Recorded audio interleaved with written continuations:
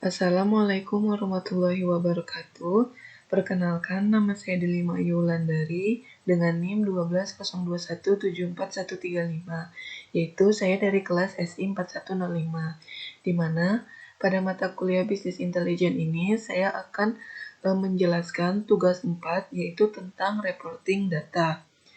Nah, sebelum saya masuk ke dalam penerapan reporting datanya, saya akan menjelaskan apa itu reporting data.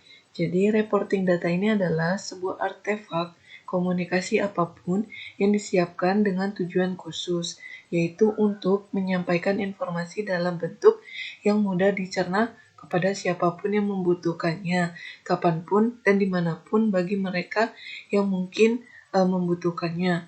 Nah, kemudian apa itu visualisasi data?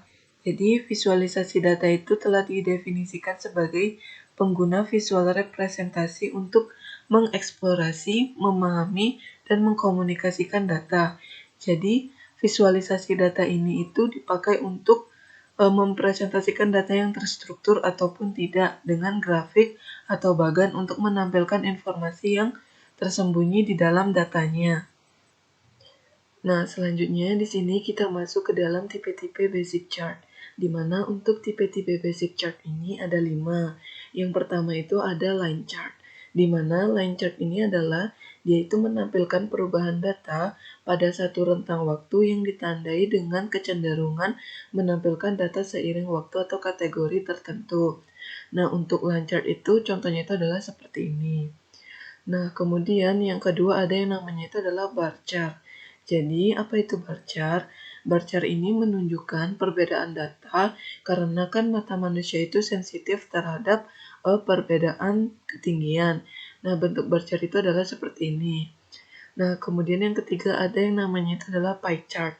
Jadi, pie chart ini adalah untuk mempresentasikan proporsi dari setiap klasifikasi yang berbeda untuk membandingkan berbagai klasifikasi berdasarkan besarnya. Nah, untuk gambar atau contohnya itu adalah seperti ini. Nah, kemudian yang keempat ada yang namanya itu adalah scatter plot. Jadi, scatter plot ini itu dia menampilkan dua variabel data di mana bentuk titik dalam koordinatnya itu persegi panjang sehingga dapat menyimpulkan korelasi antar variabelnya itu. Nah, kemudian yang terakhir ada bubble chart. Jadi, bubble chart itu adalah variasi dari grafik scatter plot, di mana titiknya itu diganti dengan gelembung-gelembung seperti ini atau bubble, dan dimensi tambahannya itu dari data dipresentasikan dengan bubble. Nah, selanjutnya di sini saya akan memberikan contoh reporting data pada skema human research. Nah, ini adalah bentuk skema human research-nya, di mana untuk reporting data yang akan saya jelaskan itu adalah dari tabel departemen, employee, job candidate, dan employee pay history. Nah, yang pertama kita masuk ke tabel departemen, di mana untuk data yang diambil itu adalah data pencapaian Departemen Marketing pada tahun 2019. Nah, dapat dilihat di sini untuk biru tua ini adalah sebagai target dan biru muda ini adalah sebagai pencapaiannya. Jadi, dapat disimpulkan bulan Januari pada Departemen Marketing ini dia belum mencapai targetnya. Sama halnya seperti bulan Februari ini dia juga belum mencapai targetnya. Sedangkan bulan Januari ini dia sudah mencapai targetnya. Nah, untuk bulan kemudian untuk bulan April ini dia sudah melebihi targetnya. Sedangkan bulan Mei ini dia mencapai targetnya. Kemudian untuk bulan Juni ini dia melebihi targetnya. Sama halnya seperti bulan Juli ini dia melebihi targetnya. Kemudian untuk bulan Agustus ini dia mencapai targetnya. Sama halnya seperti bulan September, Oktober, dan November ini dia mencapai targetnya. Sedangkan bulan Desember ini dia melebihi targetnya.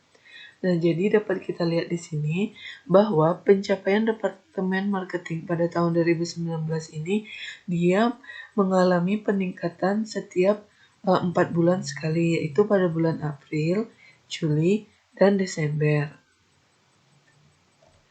Nah, selanjutnya kita masuk ke tabel employee, di mana data yang diambil itu adalah jumlah perusahaan karyawan A tahun 2010 sampai 2019. Nah, di mana untuk 2010 ini jumlah karyawannya itu adalah mencapai 400, kemudian 2011 ini dia mencapai 500, kemudian di 2012 ini dia mengalami kenaikan sampai 2019 itu dia mengalami kenaikan karyawan, yaitu yang awalnya tadinya 2010 ini hanya 400 karyawan, di 2019 ini dia mencapai 1000, jumlah karyawannya itu mencapai 1000 dari tahun 2010 sampai 2019. Nah, selanjutnya di sini kita masuk ke tabel job candidate, di mana untuk datanya itu adalah data jumlah pendaftar bidang IT pada tahun 2010 sampai 2019. Nah, di mana dapat dilihat pada grafik ini bahwa tahun 2010 ini jumlah pendaftarnya itu mencapai 50 orang. Kemudian di tahun 2011 ini dia mengalami peningkatan bahwa jumlah pendaftar di bidang IT itu mencapai 80 orang. Sedangkan di tahun 2012 ini dia mengalami peningkatan lagi sampai 100 jumlah pendaftar. Nah, kemudian di tahun 2013 ini dia mengalami penurunan jumlah karyawan. Kemudian di tahun 2014 sampai tahun 2016 ini dia mulai mengalami peningkatan jumlah pendaftar bidang IT-nya ini menjadi 120 orang. Nah, kemudian dari tahun 2017 sampai 2018 ini dia malah menurun untuk jumlah pendaftarnya di bidang IT ini. Nah, kemudian baru di tahun 2019 ini dia mengalami kenaikan lagi untuk jumlah pendaftarnya di bidang IT, yaitu mencapai 100 orang. Nah, kemudian pada tabel Employee Pay History ini, data yang diambil itu adalah data jumlah kenaikan gaji karyawan pada tahun 2010 sampai 2019, di mana pada tahun 2010 ini untuk kenaikan gaji karyawannya itu mencapai 5%, kemudian untuk tahun 2011 ini dia mencapai 6%, kemudian untuk tahun 2012 ini dia mengalami peningkatan mencapai 8%. Kemudian untuk tahun 2013 sampai 14 ini dia mengalami penurunan, yaitu kembali lagi mencapai 5%. Kemudian dia mengalami peningkatan yang sangat pesat, yaitu tahun 2015 untuk kenaikan gaji karyawannya itu mencapai 10%. Kemudian di tahun 2016 sampai 17 ini dia mengalami penurunan lagi, yaitu mencapai 5%. Dan baru di tahun 2018 sampai 2019 ini dia mengalami peningkatan lagi, yaitu mencapai 7%. Jadi dapat dilihat di sini bahwa jumlah kenaikan gaji karyawan ini dia itu mengalami peningkatan pada tahun 2015, yaitu mencapai 10%. Sedangkan untuk penurunan atau minimum kenaikan gaji karyawannya itu rata-rata itu adalah 5%. Nah, mungkin inilah yang dapat saya sampaikan untuk tugas 4 dari mata kuliah Business Intelligence. Apabila ada kesalahan kata ataupun perbuatan, mohon dimaafkan. Wabillahi taufiq wal hidayah. Wassalamualaikum warahmatullahi wabarakatuh. Terima kasih.